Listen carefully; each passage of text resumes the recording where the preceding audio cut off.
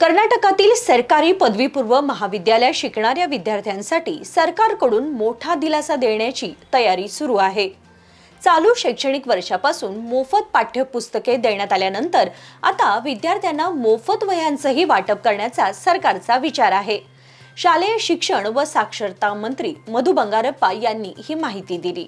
सरकारी पदवीपूर्व महाविद्यालयातील विद्यार्थ्यांसाठी कर्नाटक सरकारकडून शैक्षणिक सुविधा वाढवण्यावर भर दिला जात आहे। अर्थसंकल्पात जाहीर केल्याप्रमाणे चालू शैक्षणिक वर्षापासून विद्यार्थ्यांना मोफत पाठ्यपुस्तके वितरित करण्यात आली आहेत। आता विद्यार्थ्यांना मोफत वह्याही देण्याचा सरकारचा विचार आहे। पुढील शैक्षणिक वर्षापासून या योजनेची अंमलबजावणी करण्याबाबत सरकारकडून तयारी केली जात आहे।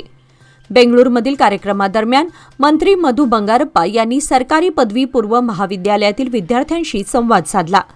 विद्यार्थ्यांच्या शिक्षणामध्ये कोणताही अडथळा येऊ नये आणि त्यांना आवश्यक शैक्षणिक सुविधा मिळाव्यात यासाठी सरकार कटिबद्ध असल्याचे त्यांनी सांगितले। राज्यातील शाळा आणि पदवीपूर्व महाविद्यालयांमध्ये टप्प्याटप्प्याने दर्जेदार शिक्षण आणि आवश्यक सुविधा उपलब्ध करून देण्यासाठी सरकार प्रयत्नशील आहे।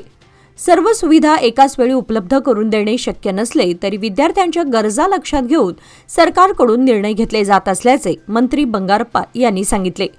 विद्यार्थ्यांशी थेट संवाद साधल्याने त्यांच्या समस्या आणि गरजा समजून घेण्यास मदत होते।